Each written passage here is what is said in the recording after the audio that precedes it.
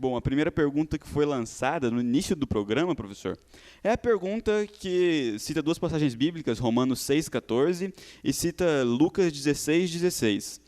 E as passagens bíblicas, aparentemente, elas apontam uma contradição com o que o senhor apresentou aí sobre a lei e sobre o sábado.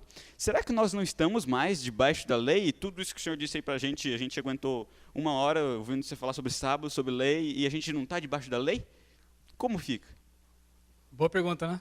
Boa pergunta. A passagem diz assim, ó, porque o pecado não terá domínio sobre vós, pois não estáis debaixo da lei, e sim da graça.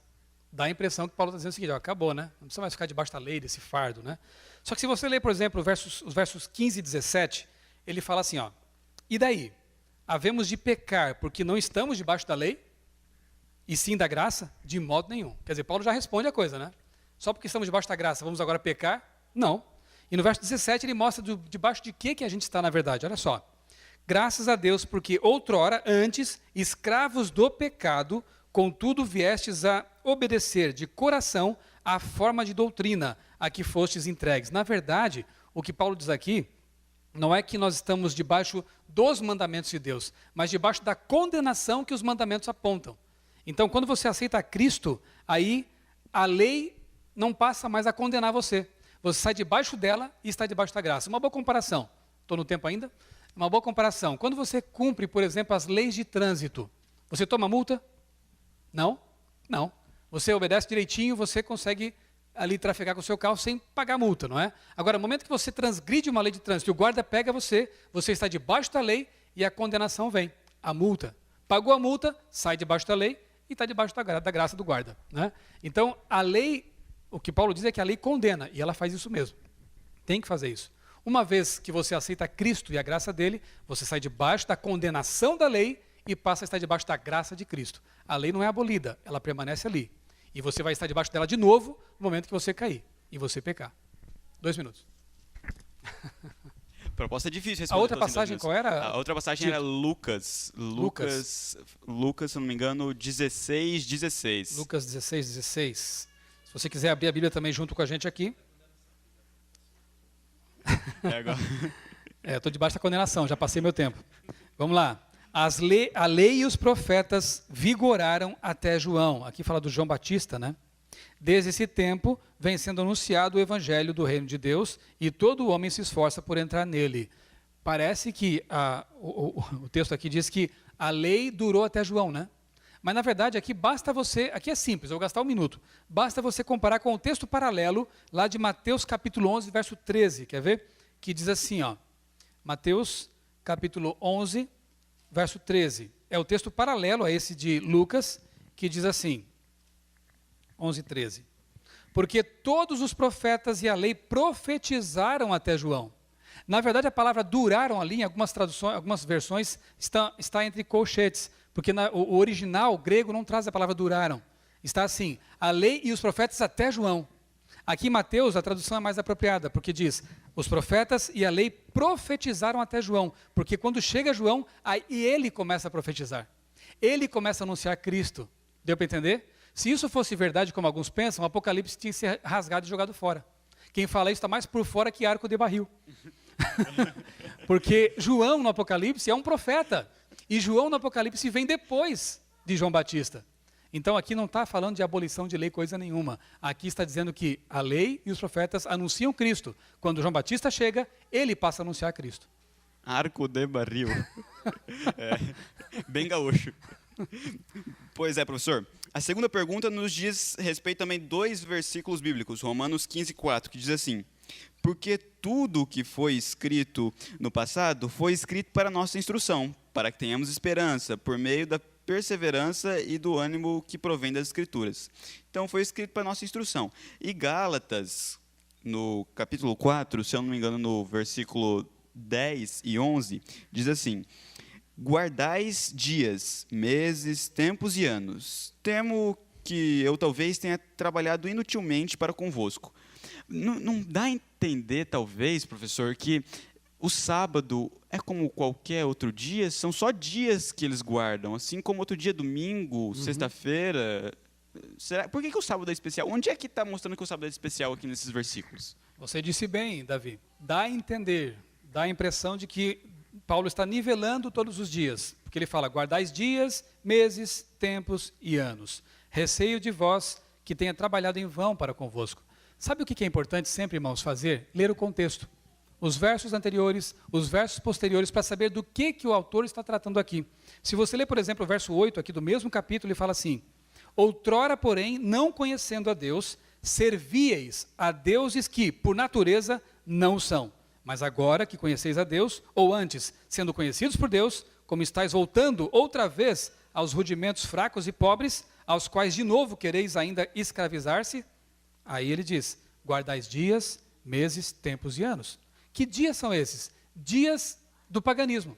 Porque ele fala, vocês serviam a outros deuses antes. E é interessante que na cultura aqui pagã,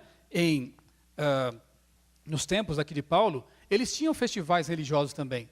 Tinham dias que eles usavam para também fazer suas festas pagãs, de sacrifícios pagãos. E os cristãos da Galácia aqui, para onde Paulo endereçou a carta, eles antes de se converter participavam desses festivais, desses dias, dessas festas. Então Paulo diz, olha, esqueçam isso, isso aqui não vale mais. Se você usar esse texto para dizer que qualquer dia sagrado não vale, o domingo também cai por terra. Não é verdade? Paulo estaria então nivelando todos os dias, mas o assunto não é esse. O assunto aqui eram dias que o paganismo usava para celebrar suas festas pagãs, e Paulo diz, não voltem para isso, não voltem para esses rudimentos fracos, fiquem firmes na lei de Deus, no mandamento de Deus, no conhecimento de Deus. Muito bem, professor. 1 minuto e meio. No Apocalipse, no capítulo 1, no versículo 10, diz assim, no dia do Senhor, eu me encontrei em espírito e ouvi atrás de mim uma voz forte como de trombeta. Isso aqui, com certeza, é João, está escrevendo o livro de Apocalipse. Mas João fala do dia do Senhor. Que dia do Senhor é esse? Será que João sabia que dia era sábado? Ele tinha calendário, afinal, ele estava preso na ilha de Patmos. Ele contava os dias, fazia risquinhos nas pedras. O que ele fazia? Como é que ele sabia que esse era o dia do Senhor? E esse dia do Senhor é o sábado? Boa pergunta, né? João aqui está preso em Patmos, naquela ilha rochosa, e ele então tem uma visão no dia do Senhor, que alguns se atrevem a dizer que seria o domingo, um outro dia. Bom, João escreveu esse livro aqui, nós já vimos naquela exposição, mais ou menos para o ano 90 depois de Cristo. João não é morto aqui, ele acaba sendo libertado depois, como preso político, volta a morar em Éfeso e lá escreve o Evangelho de João. Sabiam disso? O Evangelho é posterior ao Apocalipse. Mas como o Apocalipse fala do fim, colocaram ali na ordem bíblica como último livro. O que João diz lá em João, no Evangelho, né, escrito depois do Apocalipse, sobre o dia do Senhor? Abra a Bíblia aí em João capítulo 20, nos versos 1 e 19. João capítulo 20, versos 1 e 19. O que o mesmo João, depois do Apocalipse, fala sobre o dia do Senhor? Ele diz assim, no primeiro dia da semana, Maria Madalena foi ao sepulcro de madrugada, sendo ainda escuro, e viu que a pedra estava removida. Verso 19.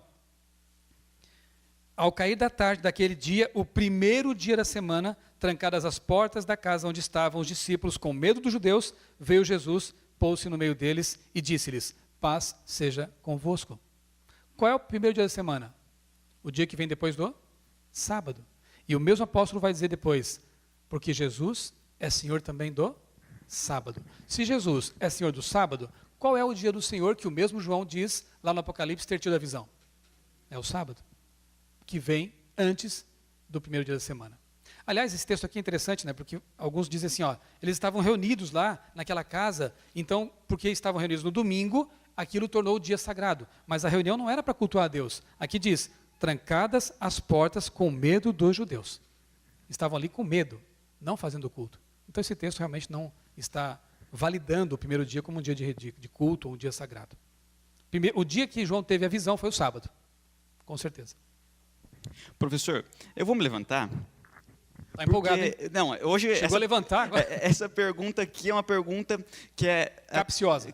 Capciosa. Chega a ser até famosa quando o tema é em relação ao sábado. Teve até mais de uma pergunta apontando esse mesmo texto. E o texto diz assim, o texto de Colossenses 2, 16 e 17. Assim, ninguém vos julgue pelo comer ou pelo beber, ou por causa de dias de festa, ou de lua nova, ou de sábados. os quais são sombras das coisas que haveriam de vir, mas a realidade é Cristo. Professor, então a gente está aqui falando sobre sábado e a gente investe em guardar a lei, guardar o sábado, isso é tudo uma sombra? Será que a gente não deve ser julgado por não guardar o sábado? Deus não vai julgar a gente por a gente não guardar o sábado? Então, professor, como é que é? Como é que a gente fica nessa, professor? Vamos lá, né?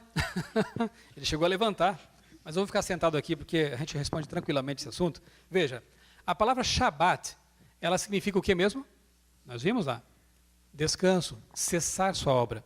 E em Israel não havia apenas o Shabat semanal. Havia outros Shabats, que eram dias feriados. Por exemplo, tinha a Páscoa.